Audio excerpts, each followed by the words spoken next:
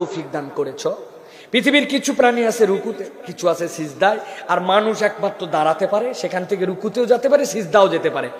আমি সবচেয়ে দাঁড়ানোর ক্ষমতা যে দিয়েছিল, এখন আমি সিজদায় গেছি। আল্লাহ, আমি সবচেয়ে নিচে হইলাম, হওয়ার পরে এখন ঘোষণা দিচ্ছি সুবহান রাব্বিয়াল আ'লা, সুবহান রাব্বিয়াল আ'লা, সুবহান রাব্বিয়াল আ'লা, আমার রব সবচেয়ে উপরে। এইটা পড়ার পরে রাসূলুল্লাহ সাল্লাল্লাহু আলাইহি ওয়াসাল্লাম ছোট্ট একটা দোয়া পড়তেন, আল্লাহুম্মা গফিরলি যামবি কুল্লাহ দিক্কাহু ওয়া জিল্লাহ ওয়া আউওয়ালাহু ওয়া আখিরাহ ওয়া আলানিয়াতাহু ওয়া সিররাহ। কি বলতেছেন আপনি? আল্লাহুম্মা গফিরলি যামবি কুল্লাহ, হে আল্লাহ, আমি না এখন মাটিতে মাথা লাগাই দিছি, আমি না বলছি তুমি সবচেয়ে বড়, এখন তোমার কাছে আমার একটা আবদার আছে আল্লাহ, আল্লাহুম্মা গফিরলি যামবি কুল্লাহ, তুমি আমার সব গুনাহ মাফ করে দাও। এরপরে বলতেছেন দিক্কা ওয়া জিল্লাহ, দিক্কা মানে